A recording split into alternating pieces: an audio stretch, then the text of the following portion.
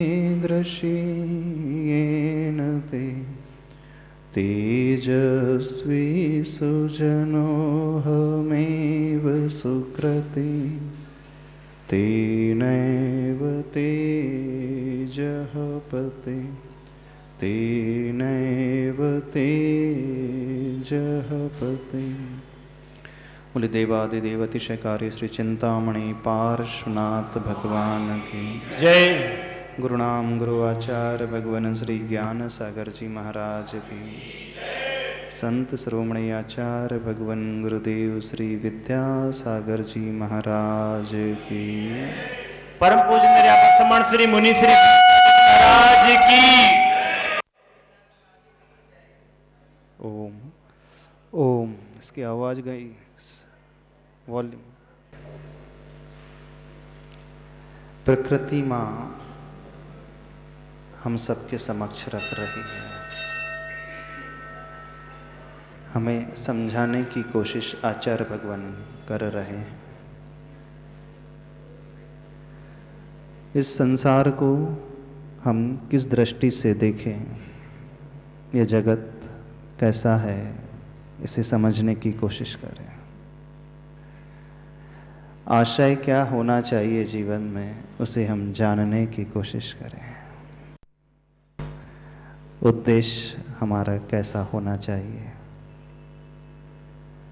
जिस व्यक्ति ने अपने जीवन का उद्देश्य नहीं समझा, सारी उम्र निकलने के पश्चात भी वो हमेशा अधूरा रहेगा। उसे लाइफ में कभी सेटिस्फेक्शन नहीं मिल पाएगा, संतुष्टि नहीं मिल पाती है। और अधिकांश लोग ऐसे होते हैं, जिंदगी पूरी जी जाते हैं लेकिन उन्हें खुद ही नहीं पता हम क्यों जी गए। गलत तो नहीं कह रहे। कई बड़े बड़े लोग, पढ़े लिखे लोग, इवन मोक्ष मार्ग में बढ़ने वाले भी लोग, उनकी भी हम बात कर रहे हैं।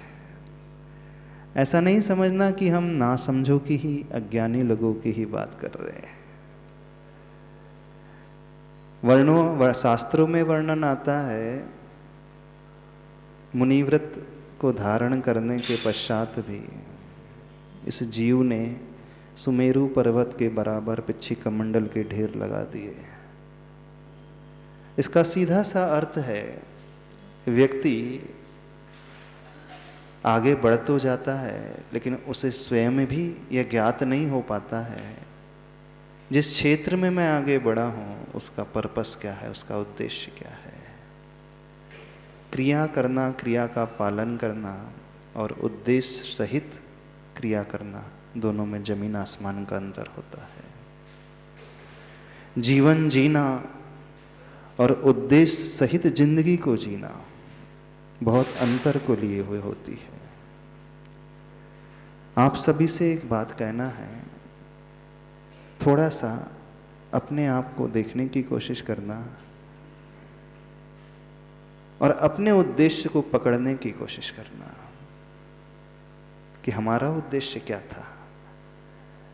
पेट भरना, बच्चों को पालन करना, उन्हें पढ़ा लिखा करके अपने पैरों पे खड़ा कर देना, क्या मात्र इतना ही उद्देश्य, कि इससे भी अलावा कुछ और उद्देश्य होना चाहिए। तो कई लोग ऐसे होते हैं जो बाहर से सब कुछ अच्छे से करते हैं, सही क्रियाएं करते हैं, लेकिन उद्देश्य विहीन होने पर क्रिया का फल नहीं मिल पाता है। और शायद यही एक बहुत बड़ा कारण है, मोक्ष मार्ग में बढ़ने के पश्चात भी उन्हें भी यह ज्ञात नहीं हो पाता है हम क्यों बढ़ गए, क्यों इस क्षेत्र में आ गए। कर तो सही रहे हैं, क्रिया में कोई गलती नहीं है, बिल्कुल सत्य समझना इस बात को। तो ये बहुत बड़ी विडंबना है अधिकांश लोगों के साथ। व्यक्ति इतना भी समय अपने लिए नहीं निकालता कि मेरे जीवन का उद्देश्य, आशय क्या होना चाहिए। तो आचार्य भगवान कह रहे हैं, आशय समझो, आशा छोड़ो, आशा को ही पाशा समझो। फिर गंभीर हो कुछ और कहती माँ करुणा। आगे इसी विषय को बढ़ा रहे हैं पेज नंबर 150 में। यदि आपके पास पुस्तक है तो खोल करके देख सकते हैं, पढ़ लें। नहीं है तो PDF मोबाइल में भी मिल जाएगी। मेरे रोने से यदि तुम्हारा मुख खिलता हो, सुख मिलता हो तुम्हें, लो मैं रो रही हूँ और रो सकती हूँ। और मेरे होने से यदि तुम्हारा दिल धुक धुक करता हो, हिलता हो, घबराहट से दुखता हो, लो इस होने को खोना चाहूँगी, चिरकाल तक सोना चाहूँगी। प्रार्थना करती हूँ प्रभु से कि शीघ्रातिशीघ्र मेरा होना मिट जाए, मेरा अस्तित्व अशेष रूप से शून्य में मिल जाए बस। ये कुछ पंक्तियां हैं आचार्य भगवान ने लिखी हैं। यदि हम इन पंक्ति को पढ़ें तो इसमें दीनता की गंध आ रही है, हीनता की दुर्गंधी आ रही है। और ऐसा बहुत सारे लोगों के जीवन में होता है जब उन्हें संसार असार सा लगने लगता है। संसार असार दो प्रकार से लगता है। एक वह तरीका है जब असार लगता है तो जीव वैराग्य के पथ पर बढ़ जाता है, और एक दूसरा तरीका है जब संसारी व्यक्ति को संसार असार लगता है तो वह कौन से पथ पर बढ़ जाता है? अपने आप को खोना चाहता है, मिटाना चाहता है, सुसाइडल कदम उठाने के लिए वो आगे बढ़ जाता है। बहुत सारे लोग हमारे पास भी आते हैं जो एकदम निराश हो जाते हैं अपने जीवन से। ऐसा होता है जब निराशा आपको पूर्ण रूप से घेर लेती है तो आपको लगता है संसार में कुछ नहीं बचा है। कई बार ऐसे घटनाक्रम जीवन में घटित हो जाते हैं, कई बार ऐसे प्रसंग व्यक्ति के जीवन में आ जाते हैं, उसे संसार अच्छा ही नहीं लगता, उसे लगता है कुछ नहीं बचा, मिटा दो अपने आप को, खो दो अपने आप को। कुछ इस प्रकार की पंक्तियां आचार्य भगवान अभिव्यक्त कर रहे हैं उस करुणा माँ के लिए। करुणा माँ जो कह रही है, मेरे रोने से यदि तुम्हारा मुख खिलता हो, सुख मिलता हो तुम्हें, तो मैं रो रही हूँ और रो सकती हूँ। और मेरे होने से यदि दिल धुक धुक करता हो, हिलता हो, घबराहट से दुखता हो, तो मैं इस होने को खोना चाहूँगी, चिरकाल तक सोना चाहूँगी। प्रार्थना करती हूँ प्रभु से कि शीघ्र अतिशीघ्र मेरा होना मिट जाए, मेरा अस्तित्व अशेष रूप से यानी पूर्ण रूप से शून्य में मिल जाए बस। एक बात पूछें आप लोग, थोड़ी कड़वी बात है। कितने लोगों के मन में जीवन में ऐसा भाव कभी कभी आया होगा, आत्महत्या कर लो यार, कुछ नहीं बचा संसार में? आया?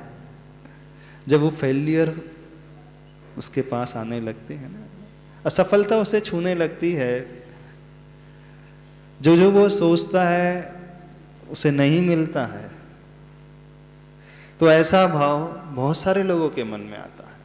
ऐसा नहीं है? वो अपने आप को मिटाना चाहने लगता है, अरे कुछ नहीं रखा सा दुनिया में, कुछ भी तो नहीं बचा। पूर्ण रूप से अशेष रूप से अपने आप को समाप्त करने के लिए वह कदम उठाने की कोशिश कर लेता है, अथवा कोशिश नहीं करता तो मन में विचार अवश्य लेकर के आ जाता है। स्टूडेंट लाइफ में भी होता है, विद्यार्थी जीवन में होता है, व्यापारी होते हैं उनके जीवन में जब असफलता मिलती है, पार्टियां हाथ खड़े कर देती हैं, बैंकक्रप्ट हो जाते हैं, अथवा बच्चे लोग नहीं सुनते हैं, अथवा ऐसी निराशा शारीरिक प्रतिकूलता घेर लेती है तो भी व्यक्ति निराश हो जाता है। तो ऐसे विचार अपने भीतर लेकर के आ जाता है, आता। और बहुत आयत होंगे, ऐसा एक गिनती दो चार नहीं कह सकते, बहुत होंगे। जीवन में बहुत प्रकार के उतार चढ़ाव आते हैं, सबके जीवन में आते हैं, ऐसा नहीं है। जो छोटे लोग हैं उन्हीं के जीवन में आते हो ऐसा नहीं। कई बड़े बड़े लोगों के जीवन में भी इस प्रकार के प्रसंग उपस्थित हो जाते हैं कि वह ऐसी विचारधारा में बहने से लगते हैं, गलत कदम उठाने की सोचने लगते हैं। तो यदि ऐसी परिस्थिति आपके जीवन में निर्मित हो जाए तो उसका क्या समाधान है? आचार्य भगवान लिख रहे हैं, इस पर प्रभु फरमाते हैं कि यानी भगवान कह रहे हैं हमसे सबसे, क्या? होने का मिटना संभव नहीं है बेटा, होना ही संघर्ष समर का मीत है, होना ही हर्ष का अमर गीत है।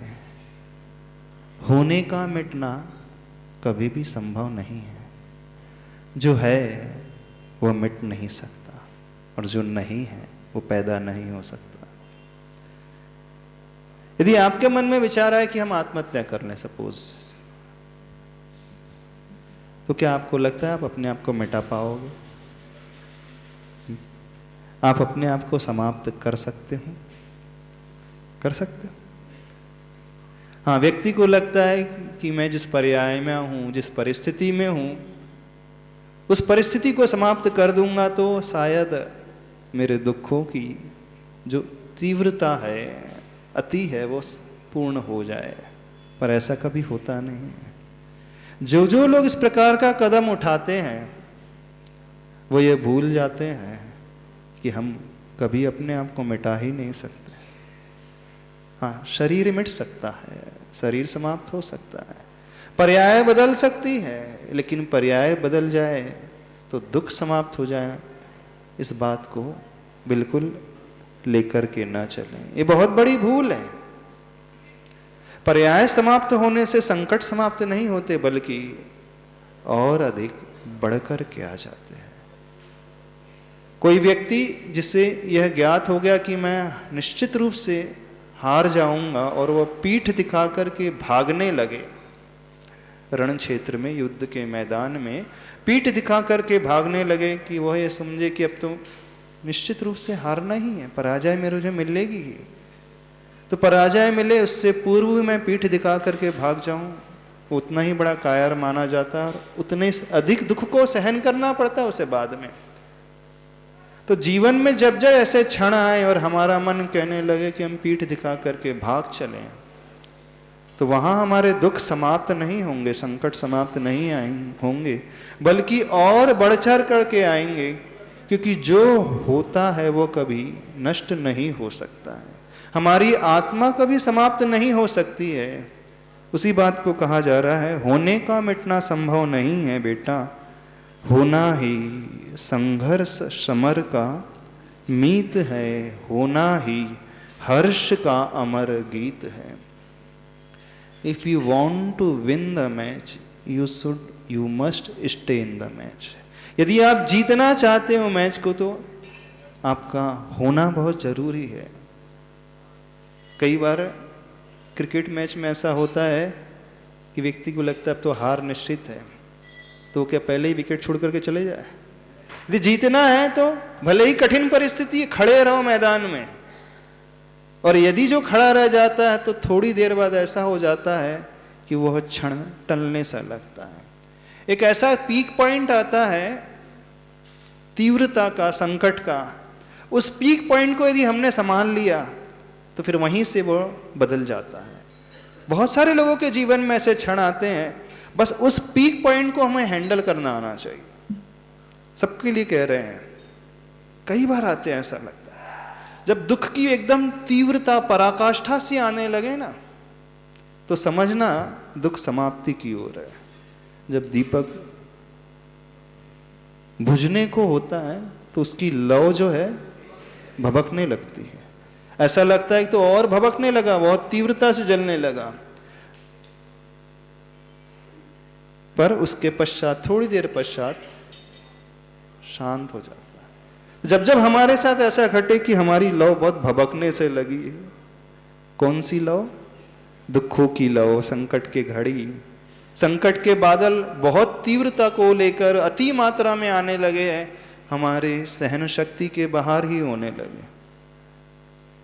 उस समय मन कहता है अब हो गया, बहुत हो गया, अब नहीं सहन कर पाऊंगा। बस वो ही क्षण होता है हमारी परीक्षा का क्षण। उस समय यदि हमने अपने आप को संभाल लिया, बहुत थोड़ा सा समय होता है, ज्यादा समय नहीं होता है, और जो उस समय खड़ा अच्छे से रह गया वो जीत जाएगा, वो आगे बढ़ जाएगा। तो उसी बात को आचार्य भगवान लिख रहे हैं, होना ही संघर्ष समर का मीत है। समर का मतलब होता है युद्ध। कौन सा युद्ध है? जीवन एक संघर्ष है ना, बिल्कुल सत्य है। जिन महापुरुषों की हम पूजा करते हैं, थोड़ा सा उनके अतीत को झांक करके देखना। कोई भी महापुरुष क्यों ना हो, चाहे वो रामचंद्र हो, चाहे पार्श्वनाथ हो, चाहे महावीर हो, चाहे आदिनाथ हो, पूज्यता तो बाद में आती है, खुशियां बाद में आते हैं, सुख के क्षण, आनंद की घड़ी बाद में आती है। लेकिन उस आनंद की घड़ी को पाने के पहले उन्होंने कितना सहा, उन संकटों को किस प्रकार से सहा। जो व्यक्ति इस अध्याय को पढ़ ले, उसी का जीवन बदल सकता है। पार्श्वनाथ भगवान को ज्यादा मत देखा करो, मूर्ति में कुछ नहीं मिलेगा। हम पार्श्वनाथ भगवान के पूर्व भाव को देखने की कोशिश करो, उनके जीवन के संकट को देखने की कोशिश करो कि उन्होंने कैसे झेला हो। उस समय तो मैदान छोड़ करके नहीं भागे। हाँ, जब कमठ का जीव उपसर कर रहा था, प्रत्येक भाव में उपसर करता रहा। अजगर के भाव में निगल लिया, शिकारी था जब उस भाव में उनको समाप्त कर दिया। हर भाव में उसने उपसर्ग किया, लेकिन हर भाव में पार्श्वनाथ भगवान ने समता से उसे झेला। संकट के बादलों को अपनी सहन शक्ति के माध्यम से झेला। कई बार ऐसा लगता है भगवान के दर्शन से ज्यादा लाभ नहीं होता है, भगवान कैसे बने उसके दर्शन से हमें लाभ होता है। तो उस घड़ी को, उस चर्या को, उस साधना को देखने की कोशिश किया करें सभी लोग। हम सब क्या देखते हैं, हाँ भगवान जो है अनंत चतुष्टय वाले हो गए हैं, अब ऐसा ही अनंत चतुष्टय हम सब भी पाना चाहते हैं, वैसा ही सुख हम पाना चाहते हैं, लेकिन भगवान जैसा कष्ट सहन बिल्कुल नहीं करना चाहते। चाहते? कोई भी नहीं चाहता। अच्छा, पार्श्वनाथ भगवान को कितने लोग चाहते हैं? पार्श्वनाथ भगवान जैसा कितना लोग बनना चाहते हैं? सही हाथ खड़े करके बताओ, कितने लोग पार्श्वनाथ भगवान जैसे बनना? तो फिर कमठ भी आएंगे। बिल्कुल फैक्ट है, बात है। हम बनना तो पार्श्वनाथ जैसा चाहते हैं और लेकिन कमठ बिल्कुल नहीं चाहते। कैसे संभव होगा? यदि पार्श्वनाथ चाहते हो, पार्श्वनाथ को चाहते हो, पार्श्वनाथ जैसे सुख को चाहते हो, तो कमठ को पहले चाहो। कमठ से मतलब उन संकट के बादलों को चाहना सीखो, प्रतिकूलताओं को चाहो, अंदर से चाहो। जब हम प्रतिकूलता को चाहेंगे, खैर हम चाहने के लिए तो नहीं बोल रहे, यदि प्रतिकूलता आ जाए जीवन में, संकट के क्षण आ जाए, तो मैदान छोड़ करके नहीं भागना। उस समय पार्श्वनाथ भगवान की उस साधना को याद करना, उन्होंने कैसे सहन किया होगा। बस यदि वो साधना हमें याद आ गई हमारे संकट के क्षणों में, तब मानना पार्श्वनाथ भगवान के सच्चे उपासक हम सब लोग हैं। तब मानना हमने भगवान की पूजा की है। तब मानना जो हम बोलते हैं वंदे तद्गुण लब्धे भगवान, मैं झुक रहा हूं आपके गुणों को पाने के लिए, तो अंदर से मैंने चाहा है। अभी तो अंदर से कोई नहीं चाहता, सब व्यक्ति समाप्त करने के लिए तैयार होना चाहते हैं। तो आचार्य भगवान कह रहे हैं, होना ही संघर्ष समर का मीत है। यदि हम रहेंगे तो संघर्ष रूपी जो युद्ध है, समर है, उसको हम फेस कर सकते हैं। होना ही हर्ष का अमर गीत है। यदि हम रहेंगे तभी हमारे जीवन में हर्ष आएगा। हर्ष संघर्ष के बाद ही आता है, हर्ष शुरुआत में नहीं आता है। और जो व्यक्ति शुरुआत में हर्ष चाहता है, आनंद चाहता है, तो मान करके चलना, उसे भविष्य में बहुत लंबा दुख मिलने वाला है। जितने भी विषय लंपटी होते हैं, विषय सुख के भोगी होते हैं, वो शुरुआत में, प्रारंभ में सुख को चाहते हैं, लेकिन उसका परिणाम क्या मिलता है? नरक आदि गतियों में सागरों पर्यंत उसे दुख झेलना पड़ता है। तो सीधा सा नियम है, यदि शुरुआत में सुख, तो भविष्य में बहुत लंबा दुख, बल्कि अनंत काल का दुख। और जीवन में इन क्षणों में दुख आ रहा है, कष्ट आ रहे हैं, तो समझना भविष्य बहुत उज्जवल है। शुरुआत में पहले ही जो खंड में आचार्य भगवान ने एक बहुत सुंदर पंक्ति लिखी है, संघर्षमय जीवन का उपसंहार हर्षमय होता है।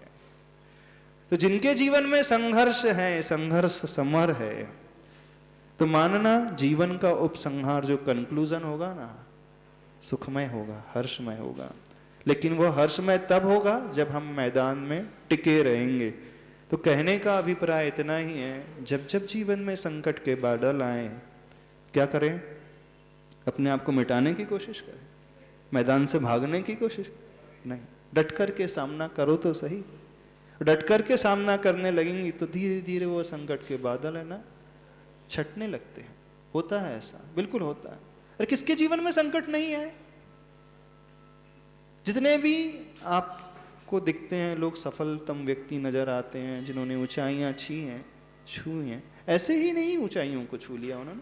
हर एक के जीवन में बहुत सारे संकट आए, सिर्फ वह पिक्चर नजर आती है जो सुख के क्षण आ गए हैं, लेकिन हम उसे देखने की ही कोशिश नहीं करते जो उन्होंने झेला है अपने पूर्व काल में। विद्यार्थी जीवन में जब बहुत मेहनत करता है तब कहीं अच्छी डिग्री पा करके सुखी होता है, अच्छी जॉब लग जाती है, अच्छी डिग्री मिल जाती है, अच्छा पैकेज मिल जाता है, तो हर बच्चा चाहता है कि मुझे भी ऐसा ही पैकेज मिलना चाहिए। लेकिन हम ये क्यों भूल जाते हैं, पैकेज तो उससे बाद में अच्छा मिला, पहले उसने जो 15 साल 20 साल मेहनत की, उस समय तो उसने कुछ नहीं किया। समझ रहे हो नहीं समझ रहे? हर व्यक्ति चाहता है, रिजल्ट बहुत अच्छा चाहता है, लेकिन मेहनत को कोई नहीं चाहता। चाहते हो मेहनत? तो पार्श्वनाथ भगवान को चाहोगे कि कमठ को चाहोगे? वो अंदर की बात पूछ लेते हैं। कितने लोगों को कमठ पसंद है? पार्श्वनाथ भगवान से अधिक कमठ को याद किया करो। सही कह रहे हैं, जल्दी कल्याण होगा। बिल्कुल सही बात कर रहे हैं। पार्श्वनाथ भगवान को जितने बार याद करते हो उससे ज्यादा बार कमठ को याद कर लिया करो, कि हमारे जीवन में भी ऐसे बहुत सारे कमठ आएंगे। बिल्कुल फैक्ट है, सत्य बात है। और जब जब कमठ आएंगे तो हम घबराएंगे नहीं। हो रहे हो? कठिन बात है, आसान बात नहीं है, लेकिन जीवन में सुख कठिनता को पार करके ही मिलता है। आगे बढ़े। मैं क्षमा चाहती हूं तुमसे, तुम्हारी कामना पूरी नहीं हो सकी, हे भोक्ता पुरुष। किसे संबोधन किया जा रहा है? भोक्ता पुरुष मतलब आत्मा। कौन संबोधन कर रही है? वो करुणा। देखना, एक ही जीव है, आत्मा है, उसके भीतर करुणा है, उसके भीतर आनंद है। वो अलग पात्र है, करुणा अलग पात्र है, सुख अलग पात्र है, संकट अलग पात्र है। तो आचार्य भगवान की विशेष कला को देखने की कोशिश करना कि एक ही पात्र के भीतर आचार्य भगवान ने भिन्न भिन्न पात्र कैसे घटित किए। यानी हर एक व्यक्ति के जीवन में जब प्रतिकूलता आती तो एक पात्र बन जाती है, करुणा का भाव आ जाता तो वो एक पात्र की भूमिका अदा करता है। ऐसे ही तो वो कह रही है, मैं क्षमा चाहती हूं तुमसे, तुम्हारी कामना पूरी नहीं हो सकी, हे भोक्ता पुरुष। इससे इस लेखनी का गला भी भर आता है, माँ का समर्थन करता हुआ। अगला पृष्ठ 151। कभी किसी दशा पर इसकी आंखों में करुणाई छलक आती है और कभी किसी दशा पर इसकी आंखों में अरुणाई झलक आती है। क्या करूं विश्व की विचित्रता पर रोऊं, क्या हंसूं? क्या समझ में आया? दो परिस्थितियों का वर्णन किया है। इस पूरे मूक माहटी काव्य महाकाव्य में आप एक बात देखोगे, गौर करोगे तो आपको पता चलेगा कि इसमें और कुछ नहीं है, हमारी ही जीवन घटना है, हमारा ही जीवन चरित्र है। हमारा जीवन चरित्र से मतलब हमारे मन में उठने वाले जो हमेशा भाव हैं, किस किस प्रकार के भाव पैदा होते हैं। कभी अच्छे भाव, कभी शुभ भाव आ जाते हैं, कभी प्रशस्त भाव आ जाते हैं, कभी अशुभ भाव पैदा होने लगते हैं। कभी कभी ऐसा लगता है कि बहुत अच्छा सा लग रहा है, मन एकदम प्रसन्न होता है, और थोड़ी देर बाद मन एकदम खिन्न सा होने लगता है, दुखी सा होने लगता है। यानी व्यक्ति के जीवन में जो डिफरेंट फेजेस आते हैं ना, दिन भर का यदि आप अध्ययन करो 24 घंटे में, तो क्या एक ही जैसे भाव रहते हैं?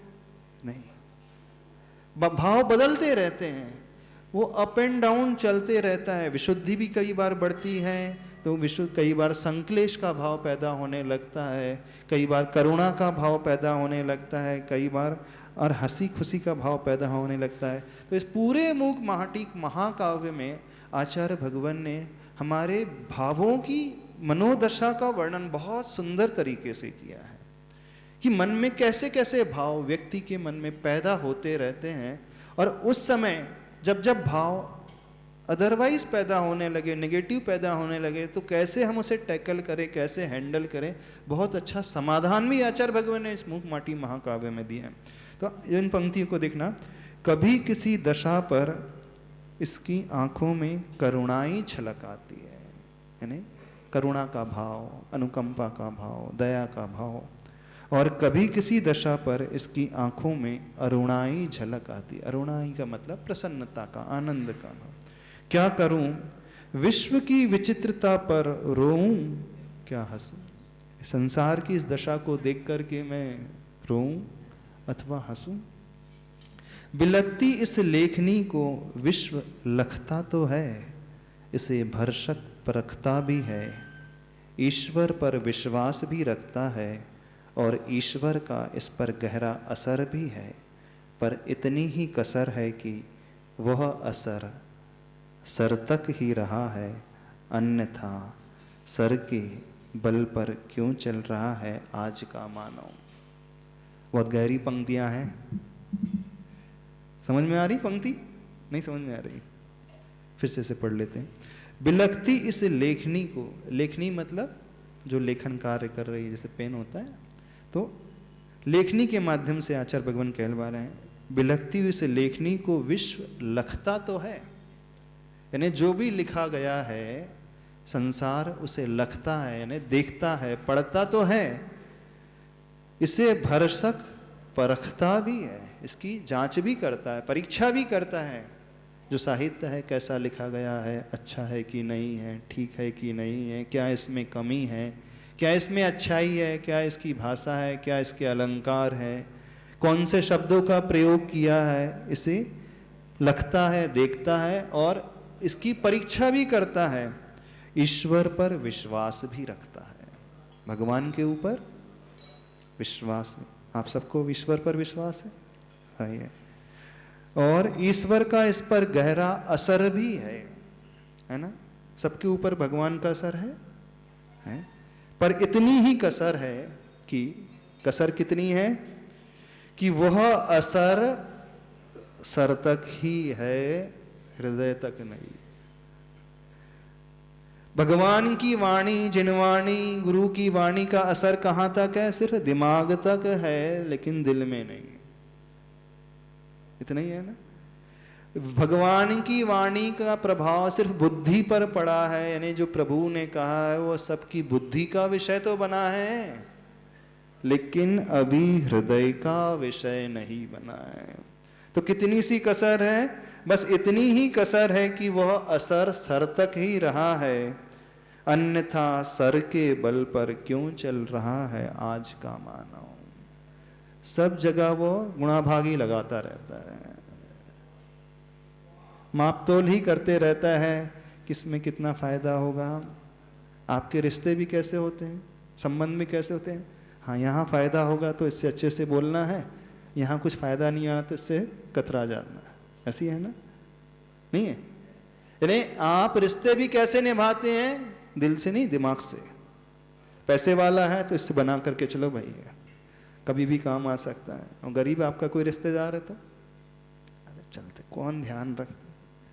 भले ही पक्का रिश्तेदार है, आपका ही भाई है, एक भाई बहुत अमीर हो जाए मान लो और एक भाई दूसरा गरीब रहे, तो उससे आपका रिश्ता कैसा रहता है, व्यवहार कैसा रहता है?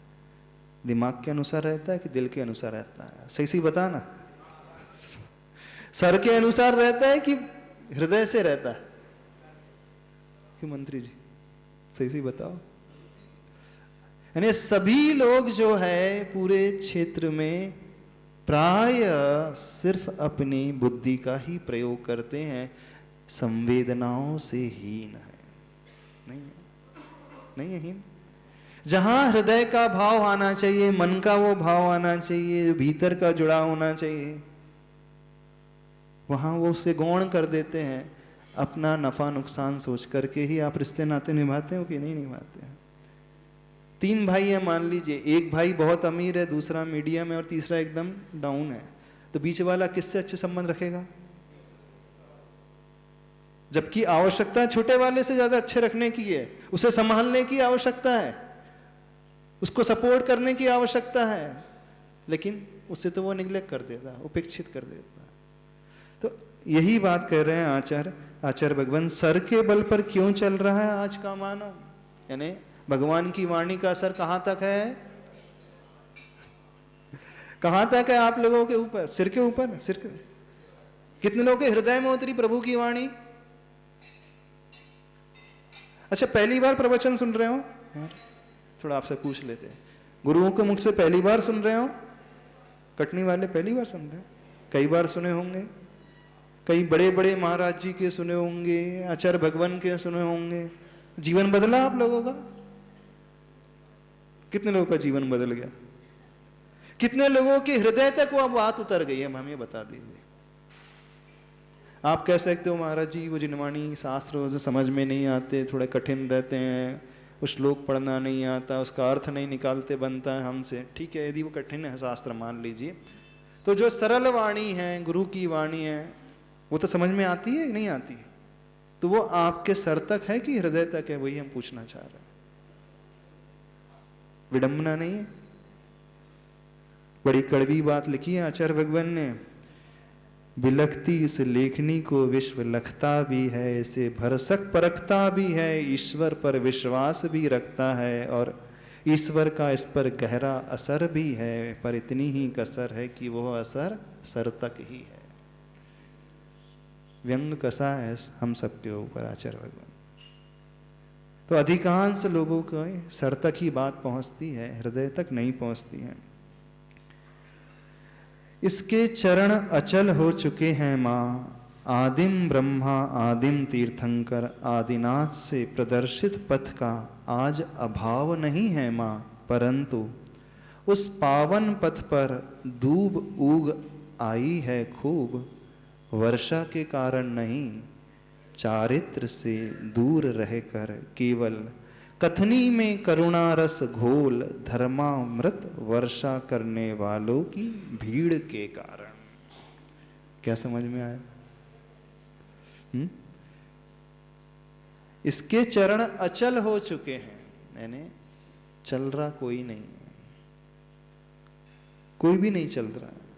अच्छा, कितने लोग चल रहे हैं धर्म के मार्ग पे? चलने का मतलब कितने लोग प्रतिमाधारी हैं? चलो, आपका चलने का मतलब क्या है? कितने लोग यहाँ पर प्रतिमाधारी श्रावक हैं? इतनी बड़ी समाज में फिर 1-2 महिलाओं के हाथ, 3 महिलाओं के हाथ खड़े हैं, 2 बस। चलने वाले गिन लो आप लोग कितने हैं इतनी बड़ी समाज में? 8-10। बाकी सुनने वाले हैं।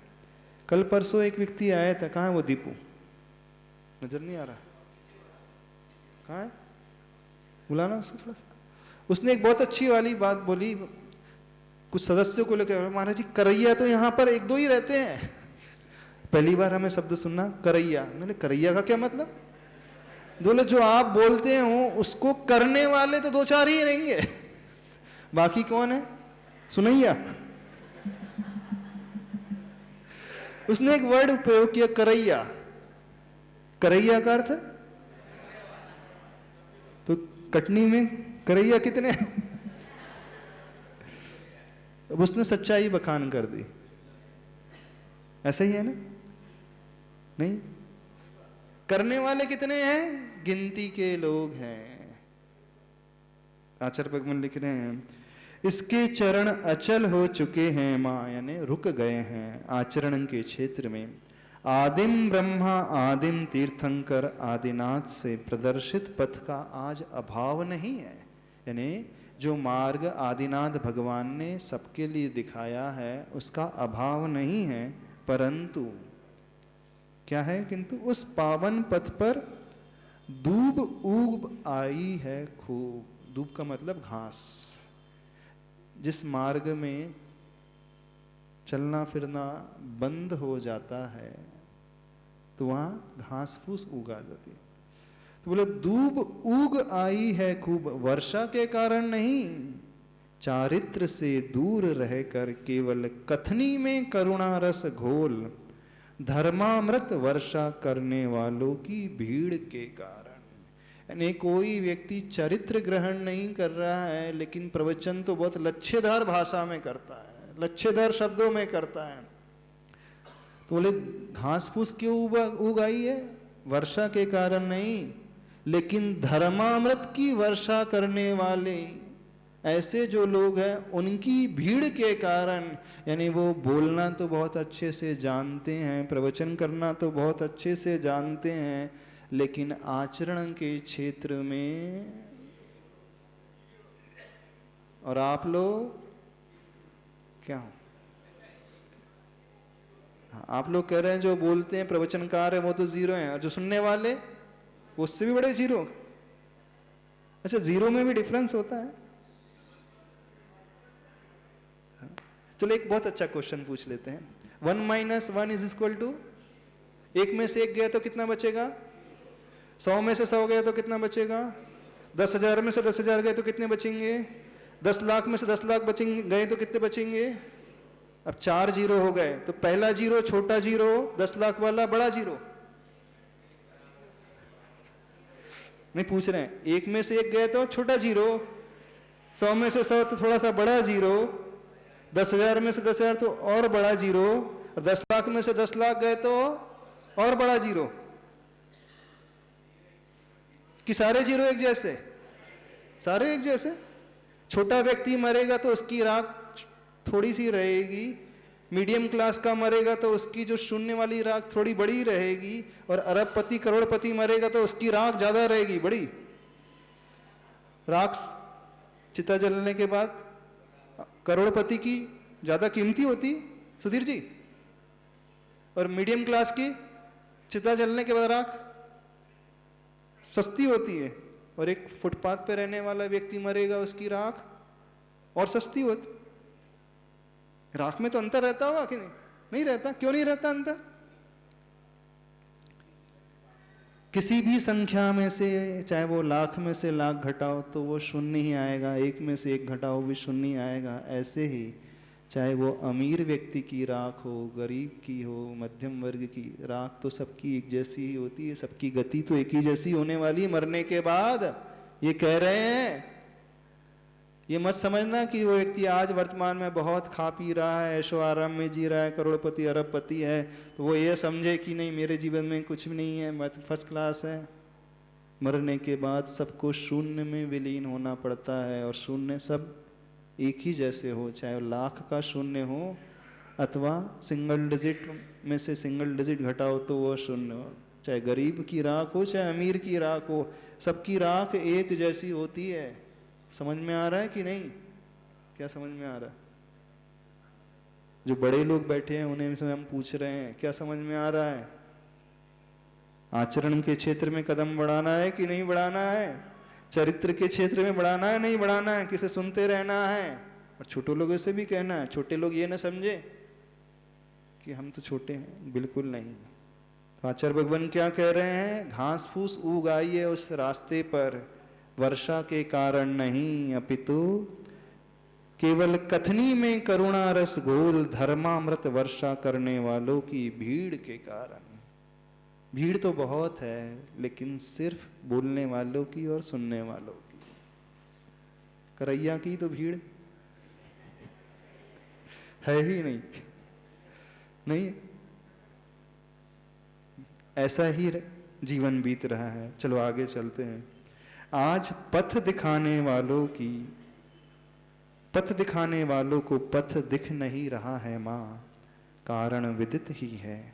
जो पथ दिखा रहा है अथवा जिसे पथ दिखाया जा रहा है, वह स्वयं पथ पर चलना चाहता नहीं, औरों को चलाना चाहता है। और इन चालाक चालकों की संख्या अनगिन है। कितनी?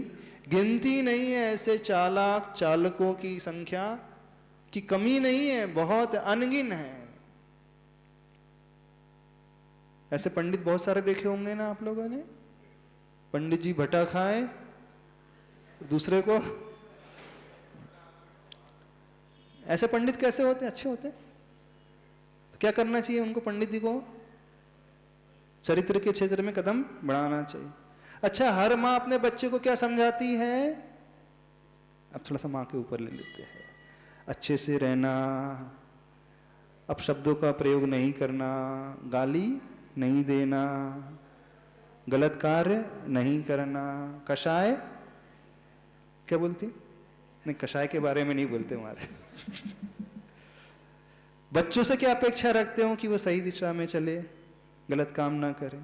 तो बच्चों के माता पिता से पूछते हैं, क्या आपने अपना जीवन सुधार 100%, 100? फिर किस मुख से अपने बच्चों से आप लोग बोलते हो? किस मुख से आप अपने बच्चों से अपेक्षा रखते हो कि वो अच्छा आचरण करें? यदि आप अपेक्षा रखते हो अपने बच्चों से वो अच्छे रास्ते पे चलें, तो स्वयं सर्वप्रथम अच्छे रास्ते को अपनाना होगा। नहीं अपनाना, क्या करोगे? तब से बच्चों से बोलना बंद कर दोगे? अच्छा रास्ता अपनाना क्या? कड़क तो नहीं लग रही हमारी भाषा? बुरी तो नहीं लग रही? कितने लोगों को बुरी लग रही है हमारी बात? हाथ खड़े करो। महाराज जी आप बहुत बुरा बोल रहे हैं। किसी को भी नहीं लग रही बुरी? काश बुरी लग जाए, कितना अच्छा हो। आपको टीस लगे तो सही एक बार, आपका दिल कचोटे तो एक बार सही, आपके दिल में भाव पैदा तो हो। देखो कैसा हमारा जीवन है, हमने कितने सारों को न जाने आज तक समझाया है, लेकिन स्वयं नहीं समझा। ऐसे ही है क्यों अध्यक्ष महोदय? क्या हाल है? सबसे कह रहे हैं, छोटू बड़े सबसे कह रहे हैं। तो आचरण करने वालों की संख्या गिनती में है और बोल वचन वालों की संख्या अनगिन है। बोल वचन मतलब दूसरों को समझाने वालों की। हर एक व्यक्ति दूसरों को समझाने में बहुत बड़ा विद्वान हो जाता है? नहीं हो जाता। हर व्यक्ति पंडित बन जाता है दूसरों को रास्ता दिखाने में, रास्ते चलाने के लिए, निर्देश करने के लिए। लेकिन स्वयं को जब चलाना होता है तो क्या हो जाता है? अपनी सारी शिक्षा वो स्वयं भूल जाता है। नहीं भूल जाता? तो सारा ज्ञान किसके लिए है? तो आप जो सुन रहे हो किसके लिए? मूकमाटी महाकाव्य किसके लिए? अभी बोल रहे दूसरों के। प्रवचन सुन रहे हो किसके लिए? कितने लोग उतारेंगे? जीवन में उतारोगे कि जीवन से उतार दोगे? दो चीजें होती है, एक तो जीवन में उतारना और दूसरी होती है जीवन से ही उतार देना। तो यहाँ क्लास के बाद सब लोग नीचे जाएंगे और अपने कपड़े फटकारेंगे, जैसे उठते हो ना, धूल उल लग जाती तो निकाल देते। ऐसे ही महाराज जी की वचन को देखो, मंदिर की बातें हैं, सब मंदिर में छोड़ करके जाना चाहिए, नहीं तो निर्माल्य का दोष लग जाएगा। ऐसा तो नहीं सोचोगे? देखो महाराज जी की वाणी को यदि हम धारण कर लेंगे तो देवगुरु शास्त्र की कुछ भी वस्तु को नहीं रखना चाहिए ना। यदि रख ले तो क्या हो जाता है? निर्माल्य का दोष। इस कारण महाराज जी हमने आप ही लोगों से सुना है, हम बिल्कुल निर्माल्य के दोष को अपने अपने जीवन में नहीं अपनाएंगे। आपकी सारी शिक्षा को आपके पास ही छोड़ करके जाएंगे। ऐसे ही आचार्य भगवान के सारे उपदेश को, मूकमाटी महाकाव्य को कहां छोड़ करके जाओगे? यहीं पर लेकर के जाओगे साथ में। दोस्त तो नहीं लगेगा निर्माल्य का? पूछ रहे हैं आप लोगों से, ऐसी धारणा तो नहीं है? निर्माल्य अलग चीज है, उपदेश तो भगवान का है, प्रभु का है, आचार्य भगवान का है, और वह तो जीवन को ऊपर उठाने के लिए है। समझ रहे हो कि नहीं? क्या समझ में आ रहा है? क्योंकि चालाक चालकों की संख्या अनगिन है, सब चालाक हैं बड़े। चलो आगे चलें।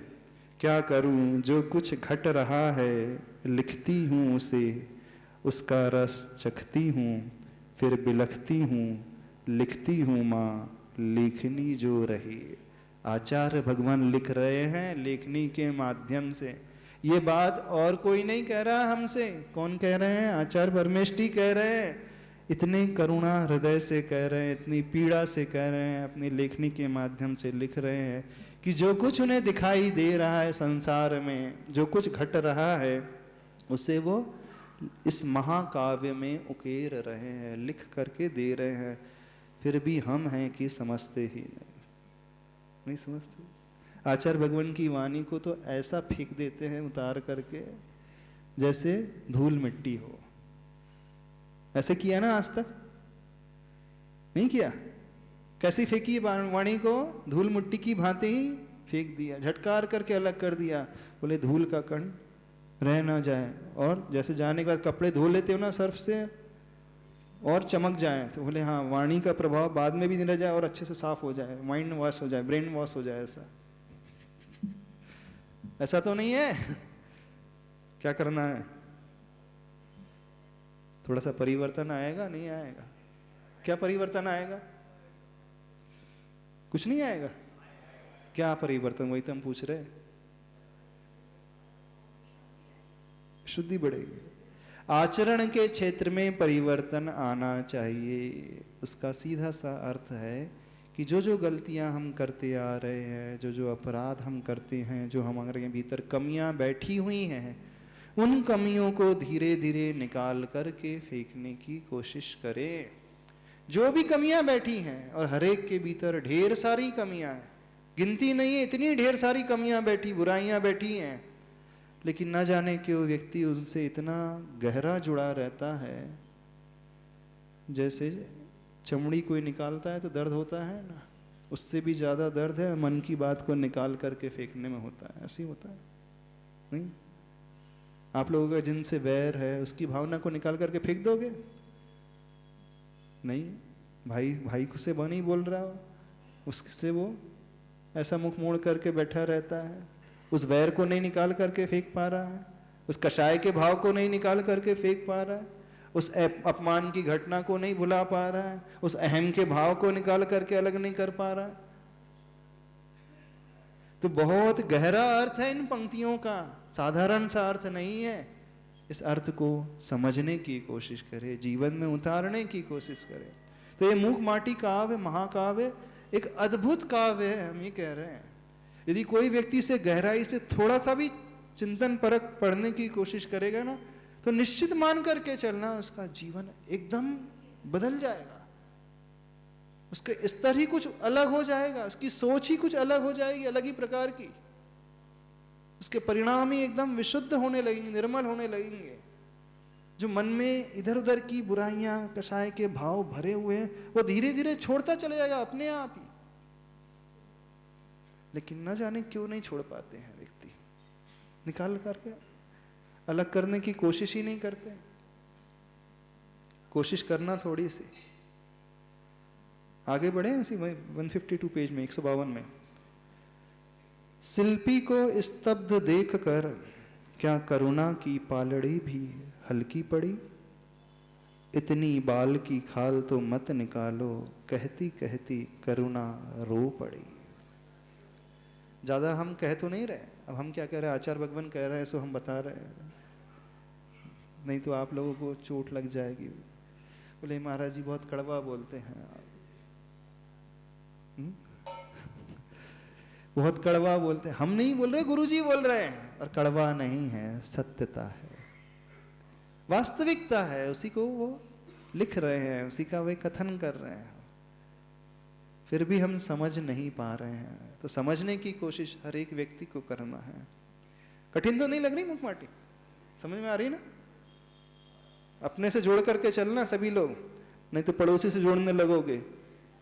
अभी ये उपदेश पड़ोसी को देखो, देखो तुम्हारे भीतर कैसी कैसी कसाएं भरी हैं, उसे छोड़ नहीं रहे, तुम बैर के भाव नहीं छोड़ रहे, अहम के भाव नहीं छोड़ रहे, लड़ाई के भाव नहीं छोड़ रहे।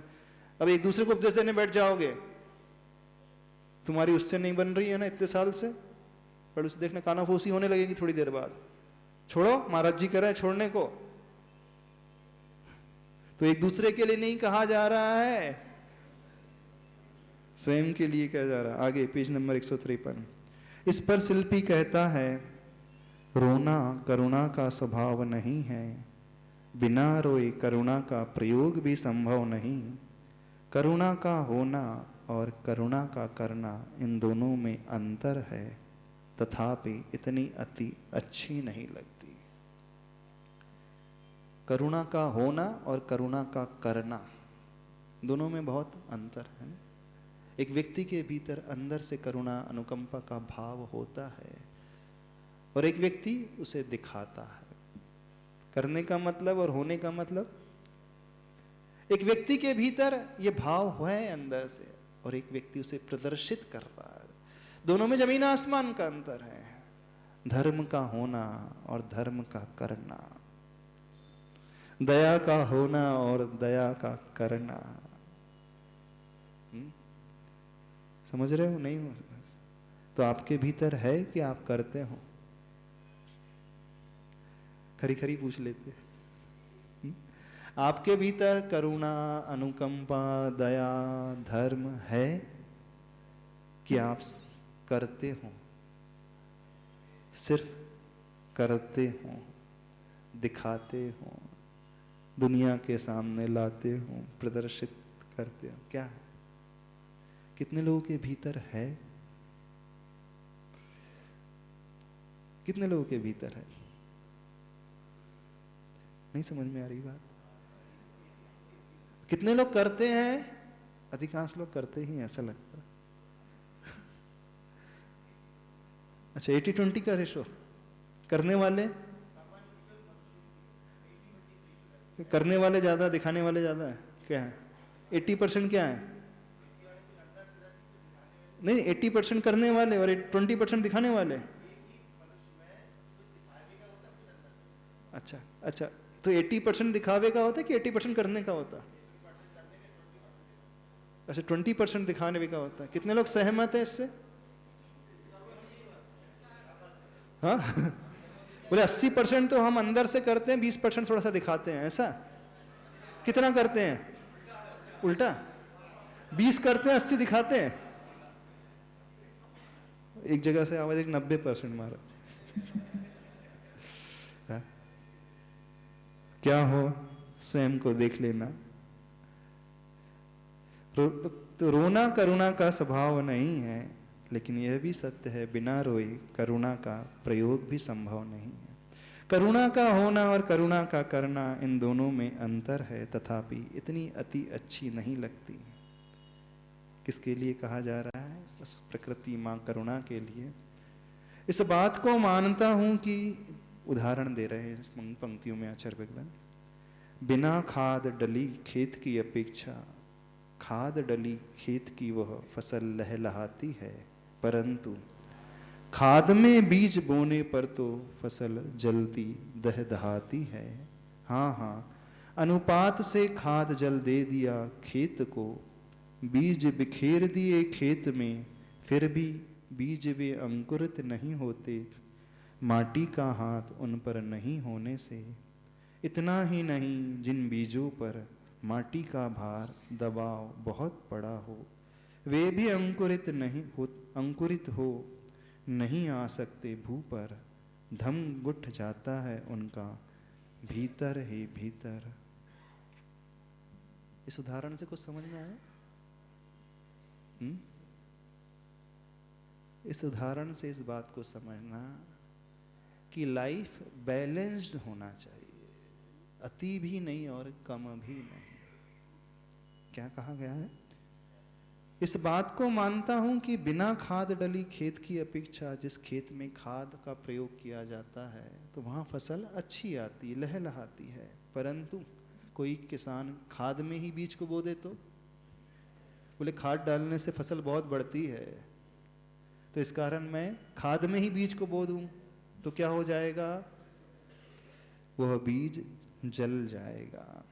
खाद में बीज बोने पर तो फसल जलती है, दहदहाती है। हाँ, अनुपात से खाद जल दे दिया खेत को, बीज बिखेर दिए खेत में, फिर भी बीज वे अंकुरित नहीं होते। क्यों?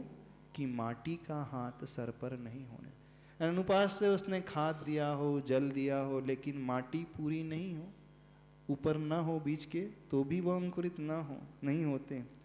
और जिन बीजों पर माटी का भार बहुत ज़्यादा, यानी बीज बहुत गहराई में बो दिया और अंदर 1 फीट माटी डाल दी तो भी नहीं हो सकते, दम घुट जाता है भीतर ही भीतर। यानी सब कुछ अनुपात से होना चाहिए। तो करुणा अच्छी भी है और बुरी भी है। क्या अति करोगे तो वह करुणा घातक हो जाएगी, और कम करोगे तो भी वह फसल या लाभ को देने वाली नहीं होती है। तो जीवन में बिल्कुल ऐसा ही है। हर क्षेत्र में बैलेंस होना चाहिए। जहाँ जिसकी जितनी आवश्यकता हो वहाँ उतना ही प्रयोग हो। अब करुणा माँ बच्चे पर बहुत ज़्यादा करती है तो क्या होता है, देख लो, बच्चा क्या हो जाता है, सिर पे बैठ जाता है ना, बिगड़ जाता है। बहुत ज़्यादा दया करे माँ, उसकी सारी मांगों को पूर्ति करते रहे, जो वो इच्छा करे सब दिलाते रहे, तो क्या होगा, बिगड़ जाएगा। और प्रॉपर तरीके से कुछ भी ना करुणा करे तो भी वो बच्चा सही नहीं हो पाएगा। तो जहाँ जब जितना आवश्यक है उतना उस क्षेत्र में दिया जाना चाहिए। ऐसे ही धर्म के क्षेत्र में यदि बहुत ज़्यादा करुणा करो, मान लो कोई गरीब है, फुटपाथ पे रहता है, उससे बहुत ज़्यादा करुणा करके हमने खूब खिलाया पिलाया भर दिया, तो क्या इसका दुरुपयोग करने लगता है ना। आपकी आर्थिक मदद का वह दुरुपयोग करने लगा। किसी भिखारी को खूब दे देगा तो वो जाके सिगरेट पीने लगेगा, जुआ खेलने लगेगा, शराब पीने लगेगा। और एकदम से उसे दुत्कार दिया, कोई एकदम गरीब है उसे दुत्कार दिया तो भी वहां पर वह संभल नहीं पाएगा, और बहुत ज्यादा उसे सपोर्ट दे दिया तो वह अति में बह जाएगा। कुल मिलाकर निष्कर्ष क्या निकला, जहां जितनी आवश्यकता हो उसका प्रयोग उतना होना चाहिए, ना ही अति हो ना ही बहुत कम हो। जब आपस का व्यवहार होता है तो इसे हर क्षेत्र में घटाना है। आपस के व्यवहार में भी किस प्रकार से हम रहें, किस प्रकार से आचरण करें। पेज नंबर 154 समय हो रहा है, इसमें क्या क्या समाप्त कर रहे हैं। करुणा है नहीं है, करुणा की अपनी उपादेयता है, अपनी सीमा, फिर भी करुणा की सही स्थिति समझता है, समझना है। करुणा न ही है यानी त्यागने योग्य है, न ही उपादेय यानी एकदम से बहुत ज्यादा अपनाने योग्य भी नहीं है। तो जिस क्षेत्र में जितनी करुणा होना चाहिए, दया होना चाहिए, किसी को इतना ज्यादा भी सपोर्ट मत दो तो वो अपने पैरों पे खड़ा ही ना हो सके। बैसाखी अच्छी होती है चलने के लिए, ट्राइसिकल बच्चों को दी जाती शुरू बचपन में चलने के लिए, लेकिन जीवन भर वो ट्राइसिकल से चलते रहे तो नहीं, गिर जाएगा। इस कारण 2 पहिए की साइकिल में नहीं सिखाएंगे उसको, गिर जाएगा, क्या होगा। साइकिल सीखने के लिए साइड में 2 सपोर्ट के चक्के लगे रहते हैं, वो जीवन भर वैसे लगा करके चलाते रहे तो कभी कुछ नहीं सीख पाएगा। और शुरुआत में न दिया जाए तो भी गिर जाएगा। तो एक समय तक सपोर्ट की आवश्यकता होती है, उसके पश्चात उसे इंडिपेंडेंट बनाने के लिए सहारा दूर भी कर दिया जाता है, छोड़ भी दिया जाता है, ताकि वह अपने पैरों पर अच्छे से खड़े हो सके।